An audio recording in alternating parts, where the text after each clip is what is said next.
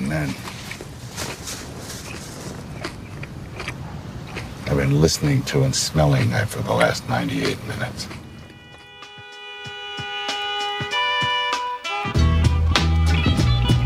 Horror has a face. T'as dit que je suis marrant. Ça veut dire quoi, marrant? Putain de merde à la con, bordel. Qu'est-ce que j'ai de tellement poilant? Dis-le-moi. Dis-moi ce qui est marrant. You cocksucker, you fucking miserable fucking cocksucker. Et toi, on peut pas avoir de conversation.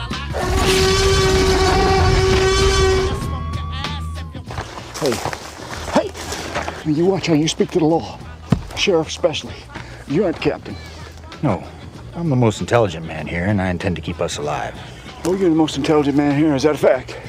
It is. Sheriff Hunt has a wife. So does Mr. O'Dwyer. And you're a widower. Yeah. What has that got to do with anything? Smart men don't get married. Bonjour à toutes et à tous et soyez les bienvenus dans Contrebande, émission cinéphage, toujours réservée aux grands curieux du 7e art et aussi aux grands curieux tout court.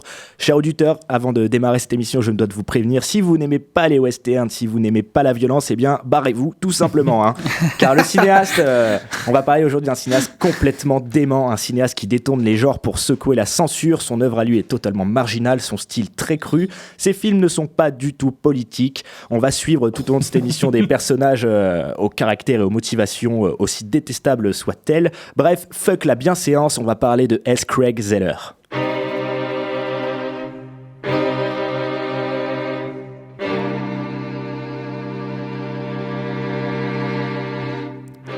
La douleur, c'est le langage du corps, on a intérêt à l'écouter, je pense que cette citation, je sais même plus où je l'ai trouvée, mais je pense qu'elle colle parfaitement au cinéma de S. Craig Zeller. Autour de la table, avec moi, nous avons Camille. Bonjour Camille, comment vas-tu ? Yop, ça va super. Camille qui s'est fait un marathon Zeller hier. Fantastique. Et puis nous avons notre spécialiste du B-movie qui revient après avoir parlé de zombies et de morts vivants avec nous. Je parle bien sûr de Gart. Bonjour à toi Gart. Salut Axel. Et puisque Gart est ici, on va commencer par toi. J'aimerais que tu me racontes ton rapport avec ce cinéaste S. Craig Zeller, qui, je pense, est un cinéaste que tu affectionnes particulièrement. Tout à fait. Alors je l'ai découvert d'abord en tant que scénariste autour d'une production américaine, mais réalisée par un Français qui s'appelle The Incident et qui est aussi commercialisé sous le titre Asylum Blackout. Le réalisateur, en plus, ça a été réalisé par un des réalisateurs du film Les Infidèles avec Jean Dujardin. Petite anecdote. Tout à fait, oui. Et j'avais lu l'interview de ce réalisateur et qui disait qu'il avait fait ce film avec un scénariste américain et que celui-ci, en fait, il avait fait un scénario avec beaucoup de mises à mort assez dégueulasses qu'il avait dû couper au scénario, qu'il n'avait pas tourné parce qu'il se disait le film ça allait devenir une succession de morts violentes à un moment donné et puis qu'il a décidé de se recentrer sur le récit. Le scénariste en question c'était Craig Zeller et j'ai vu son film par hasard puisque comme tu as dit je suis un peu comme Mowgli, sauf qu'à la place d'avoir été élevé par des loups, j'ai été élevé par des films d'horreur, des cassettes VHS et tout ça. Et quand la cassette VHS a disparu, je me suis tourné beaucoup vers le torrent, des choses comme ça, pour découvrir des films un peu inclassables de seconde zone. Et j'ai découvert son premier long en tant que réalisateur, qui était Bone Tomahawk. Ouais. Un film qui, pour moi, allait annoncer tous les thèmes qu'on va retrouver dans ces films, notamment le racisme, qui est là, on en parlera peut-être plus en détail avec Traîner sur le bitume et Puppet Master. Mais effectivement, un cinéaste qui va réveiller de vieux démons, puis aussi de vieilles douleurs physiques, parce que ta citation, elle est très bienvenue. Le film d'horreur, ça a toujours été la confrontation entre la violence réelle et la violence symbolique. C'est-à-dire que là, effectivement, le film d'horreur, il met beaucoup en scène des violences symboliques qu'on se raconte tous les jours, les affaires, on va dire, par exemple, de domination entre riches et pauvres, entre hommes et femmes, etc. Mais c'est aussi beaucoup des actes viscéraux, un langage qui parle au corps. Les Khmers rouges, quand ils avaient assassiné un chanteur cambodgien, parce que justement il propageait la pop culture et le consumérisme et tout ça, le chanteur cambodgien lui avait dit « je vais vous chanter une chanson, vous allez voir, vous allez tout de suite comprendre ». Et on ne sait pas si c'est vrai, mais les Khmers rouges, qui étaient des gamins de 16 ans, avaient fait courir le bruit qu'avant de le tuer au fusil, il lui avait ouvert la bouche, il lui avait tranché la langue. Évidemment, quand tu passes après, t'as quelque chose à rajouter, les gens disent non. C'est pas une question de conviction, c'est que la violence, c'est un langage qui parle tout de suite au corps. Et même si tu n'es pas d'accord avec, tu es d'accord avec. Tu t'y soumets. Et effectivement, dans l'horreur, il y a cette confrontation entre toutes ces violences symboliques qu'il y a dans le politique et dans le philosophique avec la réalité du corps, quoi. Ça nous ramène à ça.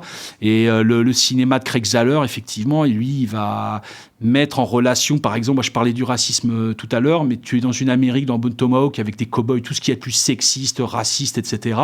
Et puis quand il y a un Indien qui dit « l'Indien qui a tué votre gars, là, c'est pas un Indien normal, je les connais, c'est des cannibales. » C'est des cannibales, mais comment ça se fait qu'il n'a pas mangé le garçon d'écurie noire ? Ah, il ne mange pas du noir. Et tout le monde est choqué. Tout le monde est là. C'est censé être l'incarnation de l'Amérique raciste, etc. Et tout le monde fait « ouf !» Qu'est-ce que c'est que ces monstres ? Tu tombes bien justement dans toute ta petite introduction. Il y a beaucoup de termes qui m'interpellent, mais en tout cas qui correspondent bien à la vision que j'ai de Zahler. Tu as parlé de Torrent déjà, parce qu'il faut le préciser, on va revenir essentiellement sur les 3 films réalisés par S. Greg Zahler qui sont Bone Tomahawk, Brawl, Incel, Block 1999, débilement appelé Section 99 en France. Oui. Et puis bien sûr, on terminera avec Drake A Cause Concrète traîné sur le bitume. Donc on va d'abord démarrer avec Bone Tomahawk. Tu as aussi dit un mot qui m'a interpellé, c'est horreur. Et là, on est clairement dans un western horrifique. Ouais. Comment commence ce film ? Eh bien, écoutez, on entend une mouche voler, on entend un souffle sourd, un homme se fait égorger. Et puis là, voilà. Bienvenue chez S. Greg Zahler. Son monde à lui est rempli de détraqués, de violents, de dégénérés. L'idée de la civilisation, selon Zahler, c'est la loi du Far West. Des hommes imbéciles à la gâchette facile. Et on peut peut-être prévenir un petit résumé de cette mission suicide que va être Bone Tomahawk. Ouais, là, en fait, ce qui est bien dans Bone Tomahawk, c'est que justement la violence un peu symbolique va précéder la violence réelle, puisqu'on va avoir un commando de 4 cow-boys plus ou moins branquignoles qui vont se lancer à la recherche en fait d'un groupe d'Indiens cannibales. À la base, on est sur une mission suicide, c'est-à-dire que la femme de l'un des 4 gars, qui en plus est boiteux, il a eu un accident de jambe. C'est le cow-boy idéal, mais c'est celui qui est blessé. Ouais. On est sur une sorte de remake dégénéré de La prisonnière du désert de John Ford. C'est ça.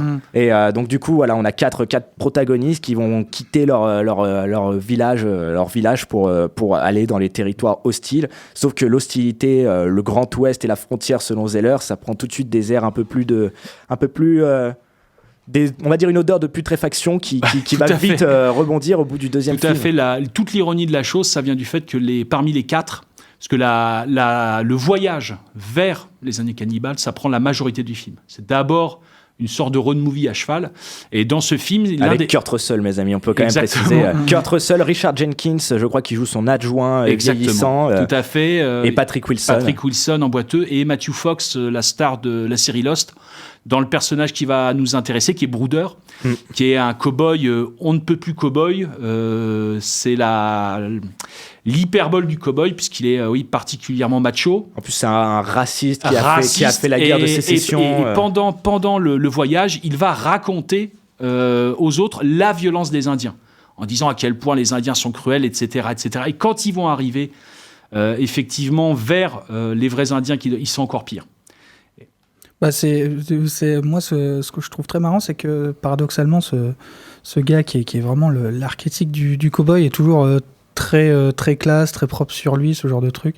C'est ce qui est marrant, parce que j'ai trouvé ça sympa, ce côté où le mec est tellement inflexible, tellement fermé, tellement dans son truc que en fait il se salit jamais, alors qu'il est tout de blanc vêtu, donc on pourrait se dire avec la poussière et tout, genre il pourrait être plein de sueur et tout, et ça le fait pas, et le mec est tellement enclavé dans son truc que même la nature et tout, ça le salit pas, quoi. C'est une sorte de parangon de civilisation blanche. Parlons de la nature, justement, parce que la nature, faut dire que c'est un film qui a été réalisé avec un budget mais vraiment médiocre. Oui. Zahler a écrit une vingtaine de scénarios pour Hollywood, aucun n'a abouti.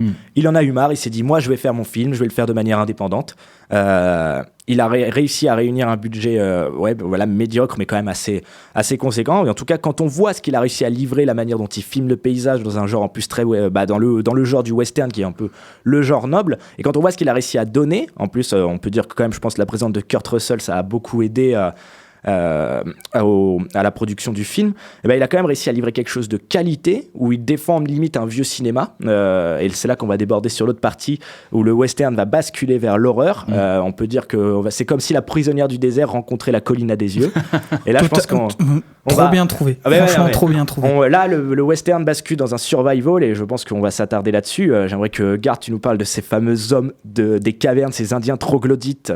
Ah oui, effectivement, on en parlait tout à l'heure, c'est une extrapolation, si tu veux, de l'Indien. Déjà, je pense que souvent, par exemple, dans le cinéma d'horreur, on va souvent s'amuser à littéraliser des choses tout à fait symboliques. Si, par exemple, tu vas me faire un film d'auteur comme quoi la télé est une aliénation qui rend les gens comme des zombies, tu peux l'avoir dans un film d'auteur un peu comme un film à la Bénice Vidéo de Michael Haneke, mais si tu fais un film d'horreur pour divertir les gens, ça va se passer dans une petite bourgade américaine où tout d'un coup les écrans hypnotisent les gens et les transforment réellement en tueurs. C'est-à-dire qu'on va prendre au sérieux des images, des hyperboles qu'on manipule des fois avec un peu de légèreté. Et on dit, je vais te prendre au mot.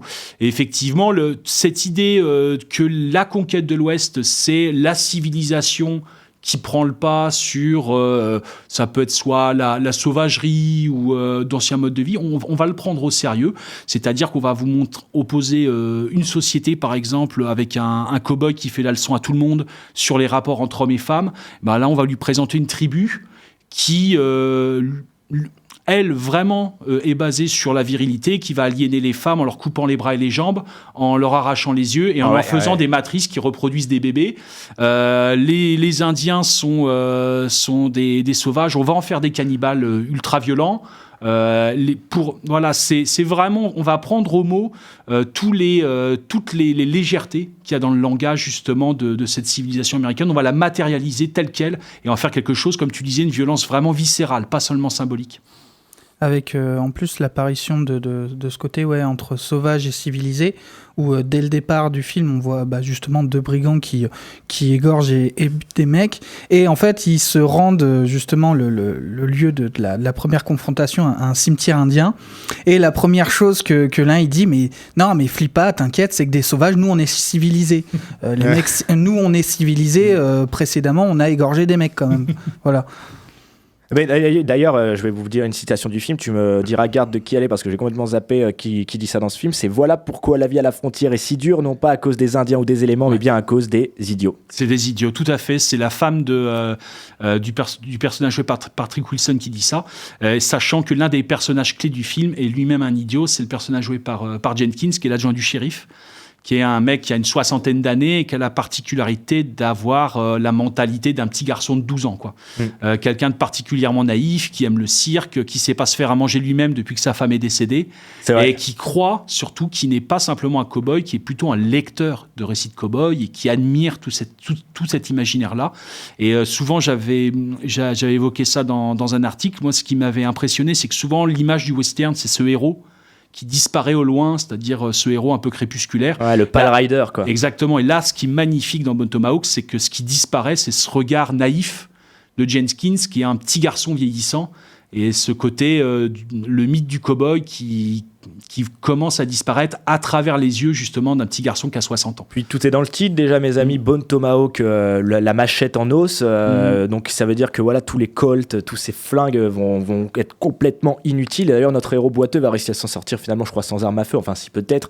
Mais voilà. Et par contre, vu qu'on parle justement de ce fameux Bone Tomahawk, tout à l'heure, Camille, tu as parlé d'une scène assez insoutenable de violence, et j'aimerais qu'on déborde légèrement sur la violence, enfin, même si on va y revenir, parce que S. Greg Zeller, la violence irrigue tout son cinéma, sur la manière dont il filme la violence, la manière, vous savez, ce moment où il suspend, où l'un des Indiens troglodytes suspend l'un des protagonistes et commence à le découper à la machette. La question que j'aimerais vous poser, c'est pourquoi est-ce que la violence chez Zeller est aussi bouleversante? Selon moi, c'est parce qu'en plus, il a la force de la filmer, mais de manière tellement sèche, tellement sans en faire des caisses, sans que ce soit explosif et dégoulinant. C'est-à-dire qu'il pose sa caméra et on regarde. Le son aussi est vachement important, ça on peut le dire. Tu allais dire quelque chose, Clément? Justement, il n'y a pas de musique et le son est là quand il faut. C'est-à-dire, même quand il découpe, il n'y a pas le bruit de la machette qui fend l'air. Non, c'est juste le sprotch. Enfin, c'est impactant. En tout cas, Garth... Bone Tomahawk, première incursion, ça a été le cas pour moi dans les films de S. Greg Zeller, un film qui est rapidement devenu culte et qui n'a pas eu le droit de sortir en salle. Ouais, tout à fait. Moi, c'est quelque chose qui m'interpelle parce que j'ai découvert le cinéma de manière détournée. C'est-à-dire, si tu avais vu ce qui passait en salle à mon époque dans ma ville de province, effectivement, tu me dirais, mais comment on peut se construire une cinéphilie avec autant de trous, parce tu pouvais voir très facilement, par exemple, un film d'auteur très particulier, comme un film d'Ottavio Celiani ou un film de Tran Anh dans la petite salle à Réessec avec qu'une seule salle, et puis après passer à Jurassic Park et aux Comédies Françaises, mais tout ce qu'il y a entre les deux, pour le voir, on se contentait surtout des vidéoclubs qui avaient des choix extrêmement variés, où tu pouvais voir le blockbuster, la Comédie Française, mais aussi tu avais des éditeurs vidéo comme Delta Vidéo, Panda Vidéo, où tu pouvais voir des vieux Hitchcock, des vieux films japonais d'auteurs, etc. Et c'est là où en fait la cinéphilie, ce qu'on va appeler la cinéphagie, est née. C'est-à-dire que c'est quelque chose de particulier. C'est pas des cinéphiles qui vont s'intéresser, par exemple, à un cinéaste Dario Argento. C'est un mec du coin qui s'intéresse pas spécialement au cinéma, mais comme il a une location gratuite, ou alors qu'il y a un bac VHS à 40 francs à Jiffy, il va acheter un film de Dario Argento, et tout le monde, et t'avais plein de gens dans le quartier qui le connaissaient grâce à ça. Et là, maintenant qu'il n'y a plus ça, que la VOD, il y a Netflix, etc., pour faire connaître, faire rencontrer un public avec ce genre de film, c'est très difficile. D'autant que c'est un cinéma qui a changé, qu'un cinéma indépendant. À l'époque, quand tu regardais un Carpenter, il y avait un lien, même si les films étaient meilleurs, mais il y avait un lien entre le Carpenter et le blockbuster qui passait dans ta salle de cinéma. On pouvait même voir l'un comme des films populaires qui rencontraient des succès. Là, avec des acteurs en commun, par exemple Kurt Russell, il pouvait jouer dans le blockbuster et dans le Carpenter, et des fois tu pouvais voir le Carpenter comme un commentaire. Beaucoup ont vu, par exemple, dans les films de Joe Dante, un commentaire des films de Spielberg. Là maintenant, il y a un écart immense entre ce que fait Craig Zeller, Ty West, Jim Mickle et Avengers. C'est pas la même chose.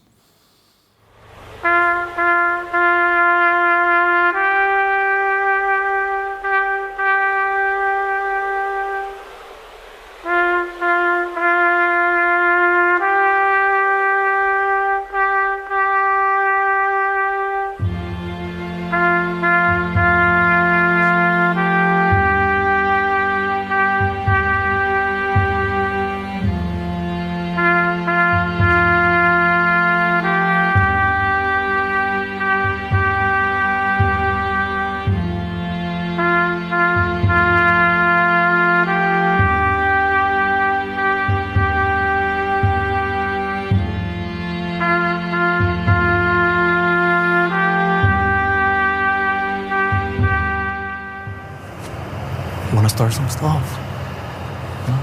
I'm more of a finisher. Loca en la cabeza. That's right, I'm loco. Now get the fuck out of my crazy way.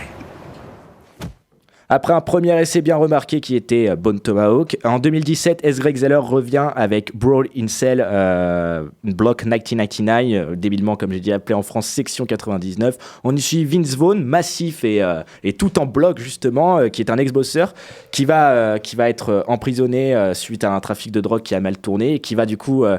un peu de la même manière que les cercles de Dante, découvrir, enfin c'est même pas découvrir l'enfer de la prison, mais graviter autour de ces entrailles carcérales et totalement se déshumaniser. Et je pense que là on est sur, pour moi en tout cas, mon film préféré d'S. Greg Zeller, où la violence y est le plus insoutenable. Insoutenable ou récréatif, c'est-à-dire qu'il y a les deux. Il y a ce côté jubilatoire aussi, parce qu'il y a un côté jubilatoire par l'exagération. Il y a évidemment, on voit autant se briser des os et se déchirer des chairs que du latex, que des mannequins, que du faux sang. Et d'ailleurs, on peut le préciser, S. Greg Zeller, qui est un cinéaste qui reste attaché justement à cet artisanat, justement comme tu parlais juste avant la pause musicale, tu parlais de Carpenter. S. Greg Zeller aussi a un profond héritage des 70s, du Nouvel Hollywood, mais on le verra plus avec Traîner sur le bitume. Et il a cet amour du vrai, quoi. De l'incarner. C'est-à-dire que quelque chose qui... des effets qui se font sur le tournage où la matière est visible. La matière est visible, il y a une photogénie, il y a une durée, c'est très important. Vous verrez pas la durée est très importante, c'est sûr, en plus surtout pour la caractérisation des personnages. Tout à fait, c'est-à-dire que quand tu regardes par exemple, il y a une scène entre The Thing de Carpenter et le remake de The Thing de Carpenter, parce que bon, Le The Thing de Carpenter est aussi un remake d'un film de Howard Hawks. Enfin, bon, c'est compliqué. Il y a une scène où un corps en fait qui a fait une crise cardiaque se métamorphose en une créature, et le remake qui a été fait par je sais plus quel réalisateur, parce que ce remake était assez c'était en 2011, je crois. Ouais, c'était pas ouf quoi. C'est que dans le remake c'est en numérique. Et ce qui frappe, c'est la brièveté de la scène, puisqu'effectivement, le numérique, c'est comme un cinéma d'animation, il n'y a pas de rush. C'est quelque chose qui est importé, on ne crée pas de durée, quand tu dis quelque chose se transforme, tu fais un vecteur, ça dure une fraction de seconde, alors que là, les effets spéciaux sur le plateau, ça a une durée. Tu peux les ralentir, si la lumière change, ils vont prendre la lumière, etc., ce qui donne un effet d'incarnation, et qui fait que même quand tu vois que c'est des effets spéciaux, même quand tu vois que c'est du latex, tu as vraiment l'impression qu'il y a deux matières qui se rencontrent. Il y a vraiment le corps, effectivement, de Vince Vaughn, qui est une sorte de boxeur qui peut tout casser. On le rappelle, pourquoi est-ce qu'il se fait mettre en prison, parce que alors sa femme est enceinte. Il fait un braquage pour ramener de l'argent pour qu'il puisse avoir un bébé avec sa femme. Il devient, je sais plus comment on dit, un passeur de drogue pour un parrain local. Une fois ça tourne mal, il rentre en prison et sa femme, du coup, on va dire qu'il a une espèce de dette envers un autre parrain. Enfin, faut pas non plus trop rentrer dans les détails pour pas vous spoiler, mes amis. Et du coup, pour sauver sa femme, il va devoir s'enfoncer progressivement dans cet enfer carcéral. Ouais, et dans cet enfer carcéral, on va lui proposer un cliché du film de prison, des combats illégaux. Il va pas vouloir. Contre des flics, des espèces de gardiens clichés. Il va pas vouloir, mais à cause d'un chantage particulièrement gore. Ouais. Et je pense que quand on dit que les scénarios de Zeller se sont fait refuser par Hollywood, c'est évident.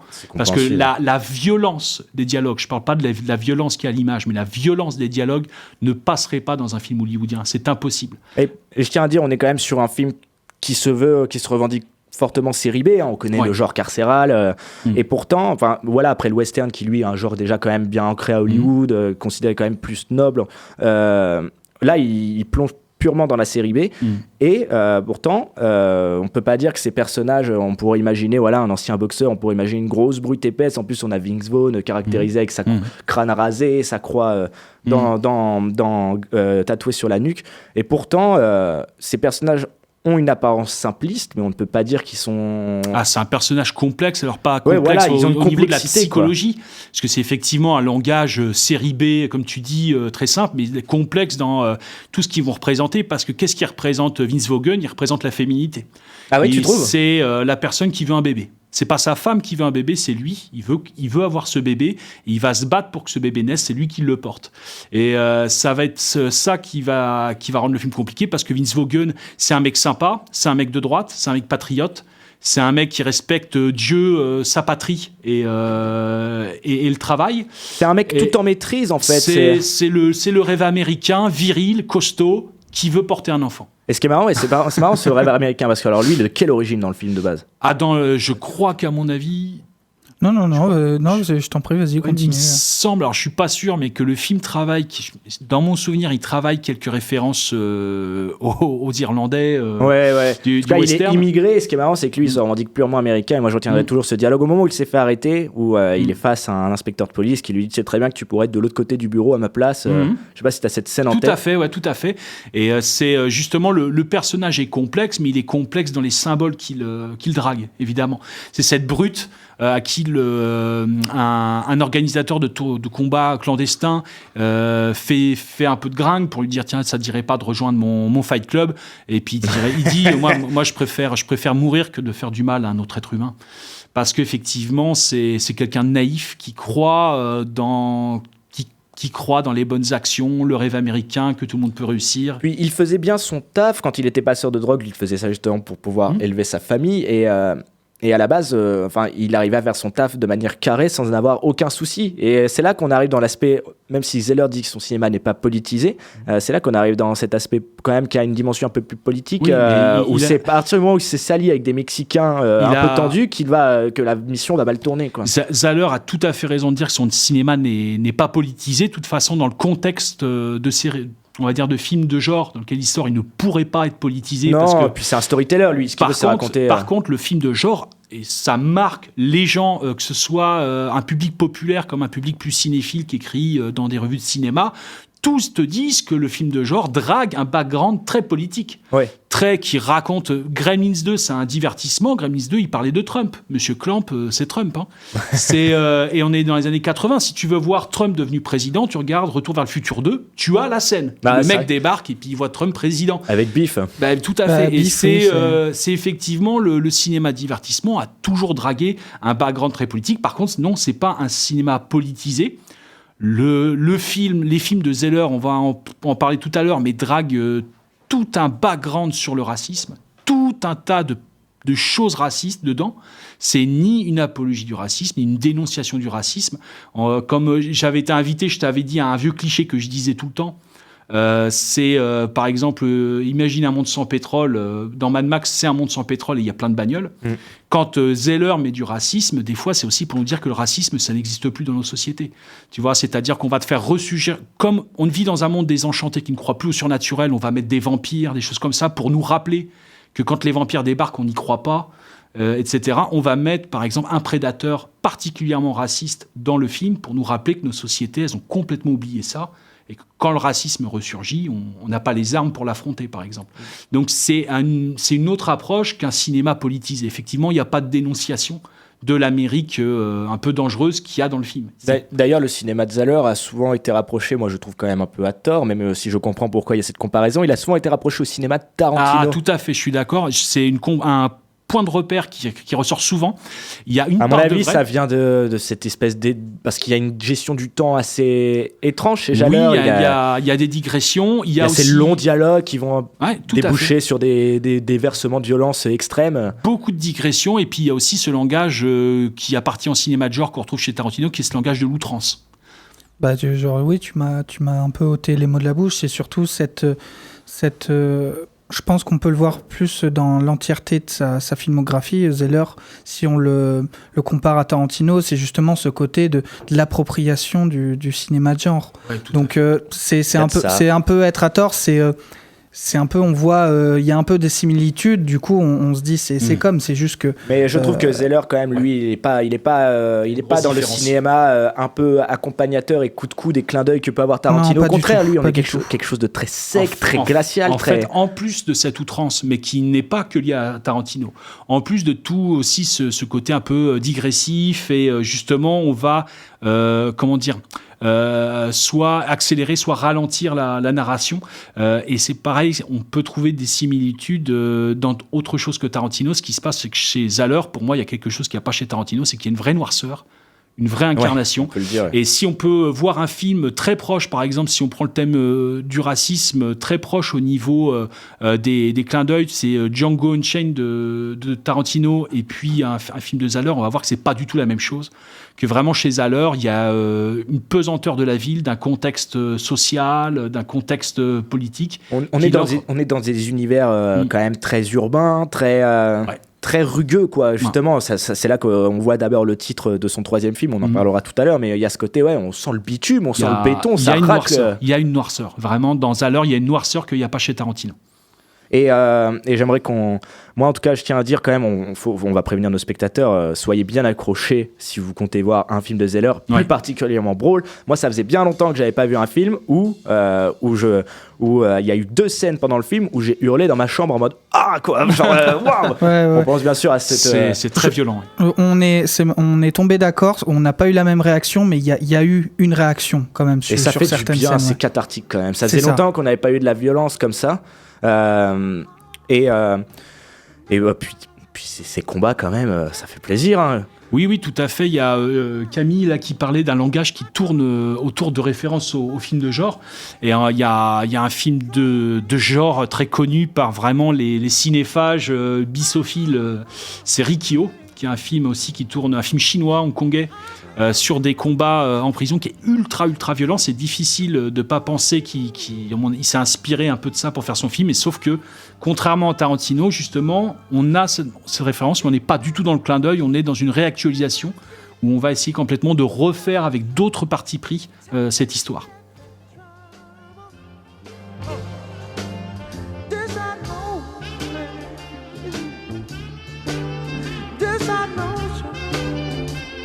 Girl, hang on, let it sweat me, babe.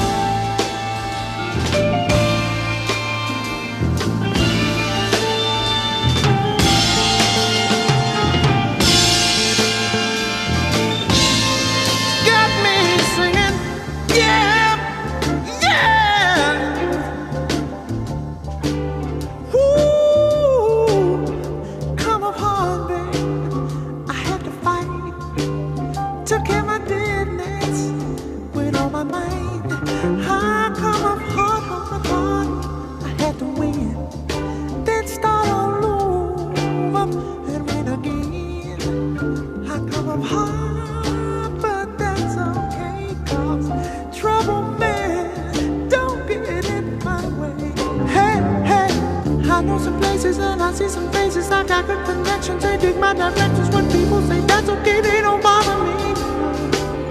I'm ready to make it, don't care what the weather, don't care about no trouble. Got myself together, I feel the kind of protection that's all around me. I come up hard, baby. I've been for real, baby, with the trouble man. I'm moving, going tight. I come up hard, I come up getting down. There's only three things must show: taxes, debt, and trouble. Oh, this I know, baby. This I know. Vous êtes bien dans Contrebande, on parle bien de S. Craig Zahler, cinéaste indépendant américain. Mais S. Craig Zahler n'est pas qu'un cinéaste, mes amis, c'est un artiste multiforme, un artiste complet, hyper actif. Donc on l'a dit, scénariste, auteur d'une vingtaine de scénarios qui ont tourné dans la majorité des studios hollywoodiens. Mais c'est aussi un musicien qui compose la musique de ses propres films. C'est aussi, je crois, un dessinateur. Je crois qu'il prépare des comic books, c'est pour vous dire. Et puis c'est bien sûr surtout un écrivain hors pair. Et justement, j'ai pu... c'était à Toulouse, il y a une rétrospective en septembre dernier lors du Fifi Growth Festival où j'ai eu la chance du coup de voir The Rage Across Concrete et Bone Tomahawk en salle. Car ces films, on l'a dit, sont direct to vidéo. Et à défaut, j'ai pas pu avoir Zahler en interview, il n'était pas là. J'ai ni pu avoir Mel Gibson à cause d'un problème d'avion, apparemment.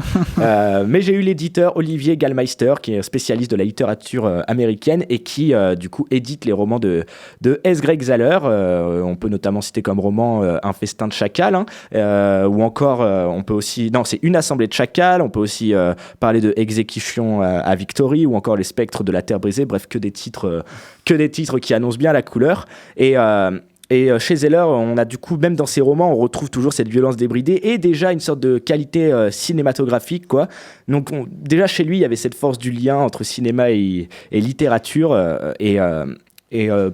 Camille ? Non, c'était juste pour dire, c'est clairement l'archétype du mec pris avec un peu plus jeune. En fait, c'est le mec qui t'énerve en école d'art ou en école de ciné, quoi. Genre, le mec, il est à moitié sur un roman, il fait un film, en même temps, il dessine. C'est le mec qui t'énerve. Il est trop talentueux. Et en plus, il se fait toutes les filles.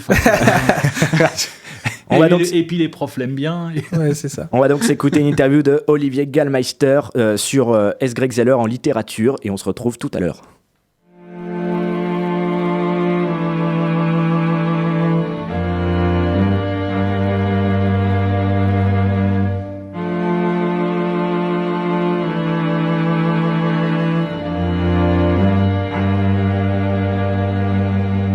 Olivier Gallmeister, aujourd'hui on peut voir que S. Craig Zahler c'est un peu la figure ultime de l'indépendant, que ce soit au cinéma et très certainement dans la littérature. On sent que c'est quelqu'un qui se défend pour avoir sa liberté créative. Du coup, j'aimerais savoir qu'est-ce qu'une figure comme Zahler montre de l'industrie culturelle américaine actuelle. Oui, vous avez raison, je pense que Zahler c'est quelqu'un qui est très libre. Il l'a dit dans des interviews, il se soucie peu de savoir ce que les gens pensent de lui ou de ses films ou de ses livres. Mais le fait qu'il arrive à publier des livres et qu'il arrive à faire des films à Hollywood avec des acteurs reconnus, des techniciens, une équipe, montre que c'est pas toujours facile mais que c'est faisable. Ceci étant dit, ces films n'ont pas été distribués en salle aux États-Unis. C'est bien le problème qu'il rencontre. Comment peut-on expliquer cela ? Ces films sont quand même d'une très grande qualité, pourtant il n'arrive pas à les sortir en salle. Parce que je pense que ces films ne correspondent pas à ce que le marché veut en ce moment. En tout cas, les critiques et les gens qui font le son, on va dire, aussi bien dans le cinéma qu'en littérature. C'est une évidence. On sent quand même que Zahler rejoint un certain héritage des années 70, notamment du Nouvel Hollywood. Il est complètement en anachronisme avec son époque. Est-ce que c'est pareil dans ses romans ? Dans ses livres, c'est très net. On voit bien qu'il ne se soucie pas de thématiques actuelles. Il est effectivement dans une ligne très narrative, de fiction romanesque, sans limite. Et Et effectivement, je pense qu'il l'a dit quelque part, mais il se réfère beaucoup aux années 70 pour la liberté, l'esprit de liberté qui soufflait sur les États-Unis à ce moment-là et qu'on ne trouve plus trop. Olivier Gallmeister, comment définiriez-vous le héros, ou plutôt le anti-héros zahlerien ? Comme un bulldozer. Tous ces personnages sont des personnages animés par une volonté de survivre complètement démentielle, et sont prêts à tout pour ça. Je pense que c'est en fait des personnages sans limite et paradoxalement très complexes. Même s'ils sont présentés d'une manière simple, en réalité, ce sont des personnages très complexes.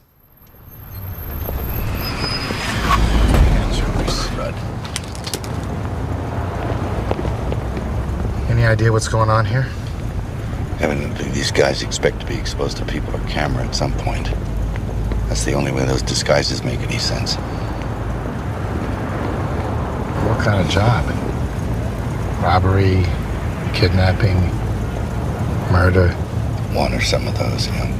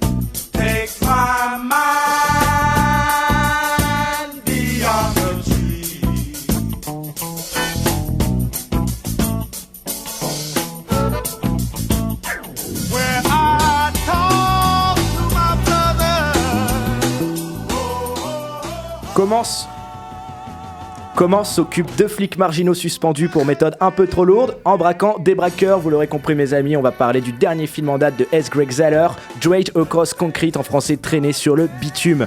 Mel Gibson en vieux flic usé, un homme de terrain qui n'a jamais su se défaire de ses convictions. La violence, lui, n'a jamais dérangé à partir du moment où les résultats sont présents. Mais bon, voilà, maintenant qu'il approche la soixantaine, le terrain l'a bouffé, sa femme est malade, sa fille se fait harceler à l'école, il vit dans un appart minable, donc le jour où il est mis à pied pour conduite violente, on va dire que c'est un peu la goutte qui brise l'aquarium. Ouh. Il décide donc de passer de l'autre côté pour s'assurer une retraite qu'il estime bien méritée. Il entraîne donc avec lui son jeune partenaire grande gueule, Vince Vaughn, que Zahler retrouve après Brawl, qui lui veut demander sa femme en mariage et ne cracherait pas sur un peu d'aide financière. Les deux vont donc s'embourber dans une spirale infernale et autodestructrice. Ouais, tout à fait. Et là, par contre, dans ce film-là, il y a excuse-moi, dans ce film-là, effectivement, il y a un récit qui va être encore plus complexe, avec d'un côté plusieurs pôles de héros et de méchants. Et c'est un film où il va y avoir d'abord ce flic attendu à l'endroit du flic raciste. Ouais, en plus, qui est là, c'est Mel Gibson. C'est Mel Gibson, voilà, c'est un acteur particulier qui est en pleine polémique sur des propos racistes, antisémites, homophobes, et qui a été un peu écarté des productions hollywoodiennes pour ça, qu'il va réengager. Le mec était au top dans les années 80, voilà, et puis il s'est retrouvé... Qu'il va engager, si tu veux, pour jouer un flic raciste, ou présumé raciste, avec un collègue incarné par Vince Vaughn, qui est un Italien, qui lui par contre est la personne qui veut un peu évoluer vers une classe supérieure en se mariant avec c'est une figure d'arriviste avec une intellectuelle, une femme vraiment très très progressiste, etc. Tu as un jeune noir qui sort de prison. Oui, parce qu'à l'opposé, on a deux jeunes délinquants blacks qui eux vont suivre un parcours en écho de ces deux personnages. C'est ça. Et puis surtout, tu as les méchants. Alors eux, les méchants, c'est particulier, c'est que tu en as trois. Tu as un méchant incarné par Thomas Kretschmann. Donc Thomas Kretschmann, c'est un acteur très lié au film d'horreur. C'est lui qui jouait le tueur en série dans le syndrome de Stendhal de Dario Argento. C'est également celui qui jouait Dracula. Dans le Dracula de Dario Argento, qui a joué dans des films dont je me rappelle de Greg McLean, par exemple, le mec qui a fait Wolf Creek, donc qui est très lié à ce cinéma-là et qui a deux hommes de main, gants noirs et gants blancs. Et c'est là où le polar va être très en lien avec le film d'horreur, c'est que par exemple, dans le film d'horreur, c'est toujours la question de l'interprétation de la violence qui revient. Ouais. Et il y a le personnage de Gant Blanc. Gant Blanc, quand il tue quelqu'un, par exemple, quand il tue un Chicanos, il va lui mettre un chapeau de Mexicain sur la tête. Quand il se confronte à quelqu'un qui est, par exemple, d'origine musulmane, il va lui faire quelques réflexions avant de s'en prendre à lui. Donc quand tu vois Gant Blanc, tu dis, ce mec-là, finalement, cette violence qu'on va avoir dans Traîner sur le bitume, c'est le retour de Trump, de l'alt-right américaine, de toute cette extrême droite qui remonte. Mais il y a Gant Noir. Gant Noir, c'est particulier. Lui, quand il rentre dans une épicerie, il braque le mec à l'épicerie avec son pistolet mitrailleur. Et il lui fait un décompte. Il lui dit passe-moi le fric. Et puis là, il y a un mec qui passe par hasard. Alors Gant Noir, il se retourne, il tire dans la panique. Il y a la télé qui continue de tourner. Il se retourne vers le vendeur qui lève les mains, qui fait rien. Il sait pas trop quoi penser. Dans le doute, il tire. Ça enchaîne très vite en plus. Et puis il se retourne. Et puis il y a la télé qui continue de tourner. Et puis il tire sur la télé. Ouais, et puis à un moment, il regarde, il voit des présentoirs avec des paquets de chips, puis il tire sur les paquets de chips.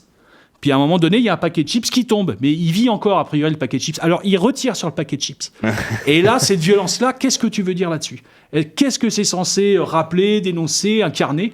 Et la violence dedans, ça va être aussi quelque chose d'incertain, un peu fantastique, un peu un mystère, et il y a une violence qui est étrangère simplement au simple genre du polar. Il y a quelque chose qui est beaucoup plus lié à une violence qu'on pourrait croiser dans le film d'horreur comme quelque chose vraiment d'importé, d'artificiel. D'ailleurs, tout ce que tu dis, c'est vrai que là, pour le fois, je crois que c'est le film de Zahler, de ces 3 films, qui est le moins violent. Et on a un récit qui a quand même beaucoup plus d'ampleur et qui va être balancé, contrebalancé et traversé de temps en temps par ce sens, comme tu viens de dire, de l'absurde, quoi. Avec cet humour noir vraiment décalé, qui est pour moi le parfait symbole de l'instabilité des personnages de Zahler qui sont remplis dans des vies complètement hasardeuses, à l'image de cette jeune mère employée de banque qui après 3 mois de congé retourne travailler dans sa banque et qui cette banque qui va devenir la cible des braqueurs. C'est une scène particulièrement cruelle.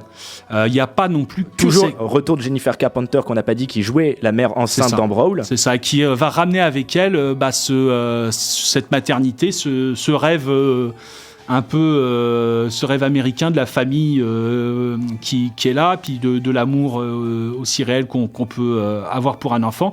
Et puis aussi, c'est une scène qui va véhiculer aussi autre chose de positif, c'est la solidarité, l'humanité de ses collègues. Parce qu'il n'y a pas qu'elle qui va souffrir dans l'opération.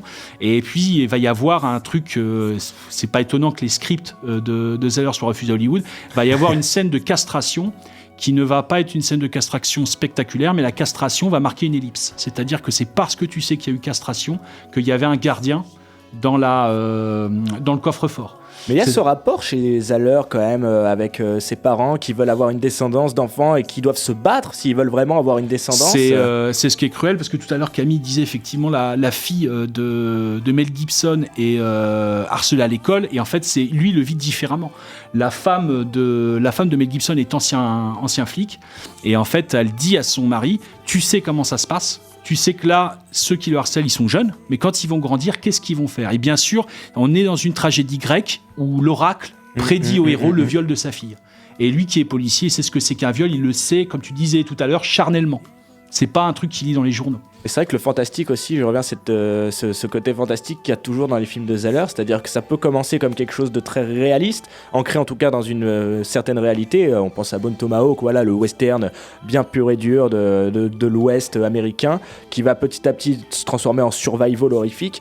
Pareil pour le film Carceral Brawl, qui va petit à petit devenir une espèce de...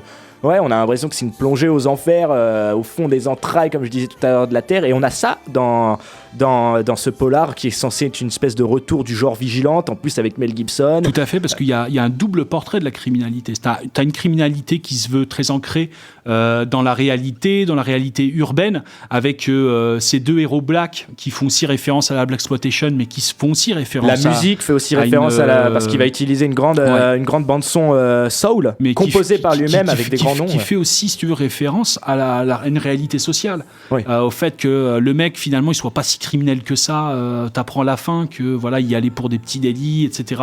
Et que son drame, c'est juste que sa mère se prostitue, qu'il a un frère handicapé, etc. Et puis tu vas avoir ces criminels qui sont menés par le personnage incarné par Thomas Kretschmann, qui sont ces hommes masqués, qui eux sont carrément des prédateurs de films d'horreur. D'ailleurs, on peut les rapprocher des troglodytes de Bon Tomahawk. C'est des gens cruels qui ont des méthodes sauvages qui nous semblent complètement artificielles, importées et qu'on ne pourrait même pas concevoir. C'est des gens qui s'infiltrent, qui ont une otage, qui vont envoyer comme un cheval de Troie lors en fait d'une confrontation. C'est vraiment des prédateurs fantastiques. Ouais, et puis en plus, ils ont vraiment cette. En fait, ils ont pas d'humanité propre, c'est-à-dire qu'ils ont vraiment aucune partie du corps qui est dévoilée, mis à part la bouche. Mais ils ont ils sont en combi noir, ils ont des gants, leurs armes elles sont noires, leur équipement est noir, ils ont une cagoule, ils ont des lunettes quasiment de soudure. Presque plusieurs fois dans le film, je me suis vraiment demandé, mais est-ce qu'ils arrivent vraiment à voir ou ce genre de trucs? Mais c'est vraiment des trucs où ils sont en dehors de leur environnement, ils sont là pour la chasse, ils sont là pour rien d'autre. C'est-à-dire, on s'en fout de savoir si le mec il a des enfants, une femme, il fait ça. Non, c'est le mec. Il y a un micro-dérapage, il bute tout le monde et il s'en fout, et sans sourcier. En tout cas, ça se voit pas. Donc, il y a vraiment une déshumanisation de ces mecs. Au niveau de la psychologie, ils ont l'épaisseur d'un tueur de slasher. C'est vraiment un masque. Ouais, un masque et un couteau. Mais de toute façon, même dans ce film, pour moi, on a tous les protagonistes, que ce soit ces 4 protagonistes principaux, donc les deux jeunes noirs d'un côté qui résonnent avec Mel Gibson et Vince Vaughn, et plus c'est vraiment ces gros antagonistes presque diaboliques. Je trouve qu'on a vraiment tout, ça englobe tous les personnages zaloriens par excellence. Vous savez, pour moi, on a des personnages qui sont ni moraux. Je dis pas qu'ils ont pas de morale, mais en tout cas ils se veulent pas moralisateurs. Ils sont ni politiques, ils sont pas là non plus pour plaire, pour être dans une espèce de complaisance comme pourraient l'être les personnages de Tarantino, où on va être un peu en exaltation, ouais voilà, et côté séducteur dans la violence. Non, il y a pas du tout de ça, bien au contraire. Et ce qui va l'intéresser lui dans ses caractères, c'est que chacun va être porté par une motivation qui leur est propre, quoi, et qu'elle soit bonne ou mauvaise, peu leur importe. Ils ont chacun une motivation et ils vont avancer un peu à l'image de Vince Vaughn dans Brawl, qui est ce bloc massif qui évolue, peu importe ce qui va arriver, peu importe les coups qu'il doit prendre, qui va avancer parce qu'il a sa motivation, et en plus c'est une motivation, comme on disait, le plus souvent c'est motivé par la famille, donc au final il y a quand même une profondeur, quoi, qui se dégage de chaque personnage. Il y a une profondeur, mais comme c'est un récit qui fonctionne au genre, ça veut dire que le héros dans le genre, c'est le genre, c'est la mécanique du genre, va être le tueur, c'est pas les survivants, ce qui fait que le monde leur marche dessus, c'est-à-dire que ces personnages, je te dis, sont pas séducteurs, ils ont la classe dans la loose. C'est des losers surtout. C'est vraiment le récit leur marche dessus, la société leur marche dessus. Et effectivement, ils sont pas politisés parce qu'ils sont dans la contingence. Ouais. Ils sont prisonniers un peu du rôle qu'ils ont à la fois dans le film et dans la vie réelle. Surtout que les films pourraient commencer comme des clichés. Si on prend Bon Tomahawk, Kurt Russell en shérif, on se dit d'accord, ça va être le vieux shérif ils ont des rôles, c'est ça. Mais ça va se décanter petit à petit. Et pareil pour là, on retrouve Mel Gibson dans un espèce de on se dit ça va être un pseudo remake de ce qu'il faisait dans les années 80, et puis petit à petit on voit que non, pas du tout, quoi. Voilà, et puis il y a ce côté de personnages dans le Loser Magnifique, c'est-à-dire il y a vraiment que l'objet de leur quête, c'est-à-dire le film leur donne un but à atteindre, mais à la base c'est des personnes qui vivent au jour le jour, en fait. Et là d'ailleurs, dans chaque film de Zeller, il y a ce trajet qui va les mener au final. Pour moi, les fins des films de Zeller, ces dernières parties, on est d'accord, c'est des représentations de l'enfer selon Zeller. Dans Bon Tomahawk, c'est quoi son enfer à lui? C'est la grotte enfermée, loin des grands espaces américains. Pour Vince Vaughn, c'est ce bloc 99 de malades mentaux. Et là, on arrive. Pour moi, tu fais une ouverture vers le film d'horreur. C'est moi qui ai vécu quand j'étais môme. J'ai braqué des banques. Beaucoup de critiques sur ce qu'était censé être, si tu veux, le film d'horreur. Est-ce que c'était soit ce truc qui est juste une émanation de l'industrie du divertissement, ou au contraire quelque chose de très critique contre le consumérisme et tout ça? Pour moi, le film d'horreur, il est chinois, c'est-à-dire c'est comme dans Jack Burton. Vous avez combien d'enfers, vous les Chinois? Dans le film d'horreur, il y a un enfer pour tout. Il y a un enfer du consumérisme, un enfer de ça. Il y a un enfer pour tout. Bon voilà mes amis, on vient d'aborder les 3 films de S. Greg Zeller, donc je vous conseille quand même d'aller les voir. Après, méfiez-vous, c'est quand même des films qui sont durs, non pas que par la violence, mais par la durée de ces films. C'est une ampleur quand même importante dans le récit. Par exemple, Dans le dernier, Rage Across Concrete, on a quand même ces longues scènes de filature où au final tout le film, la majorité du film, c'est Vince Vaughn et Mel Gibson qui parlent dans leur voiture. Après, c'est un peu ça qu'on aime. Mais j'aimerais, avant de se quitter, que tu nous dises quand même quelques mots sur un scénario qu'il a fait justement et qui est sorti après Rage Across Concrete, qui est Puppet Master. Donc c'est là qu'on voit tout l'amour du genre de S. Greg Zeller qui s'attaque à une franchise de série Z, carrément. Ouais, c'est une franchise de Full Moon qui faisait des séries B en fait, mais qui était très très très bas de gamme.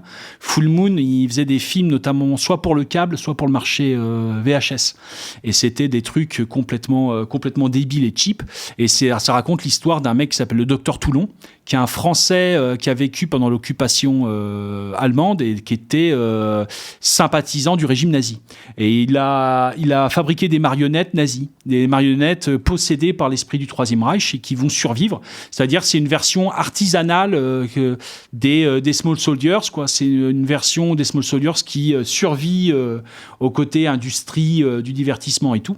Et là, il a fait un scénario effectivement qui aurait un film qui ne peut pas être diffusé en salle, ça c'est évident, parce que les thèmes qu'il va draguer, en fait ce qui se passe c'est quand tu regardes un film d'horreur, tu es souvent du côté du tueur. Et c'est pour ça souvent que les films d'horreur on les voit comme des choses un peu critiques. Par exemple, si tu vois la mère de Carrie par exemple qui se fait crucifier à la fin, tu te dis bah c'est parce qu'elle c'est une puritaine, puis elle finit crucifiée, il y a une ironie. Et on est content.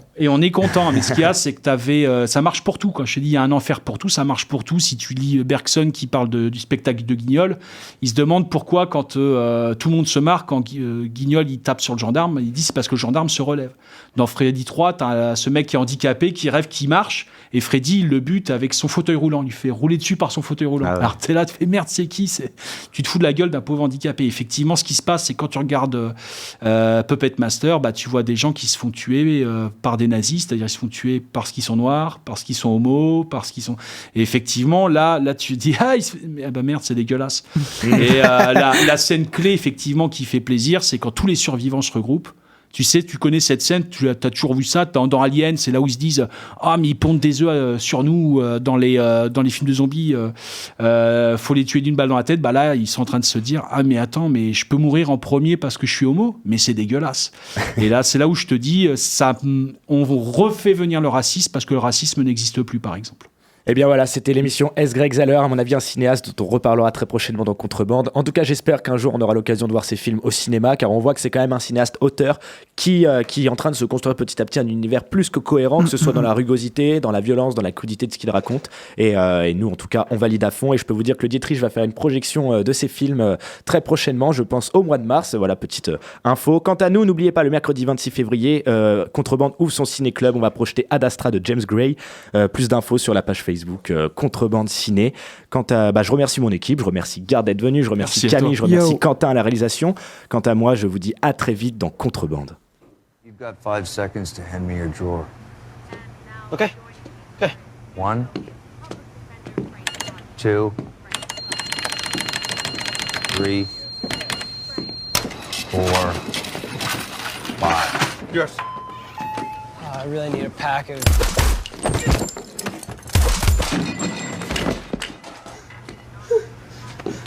Please. Please. And the suspension of these off-field cases of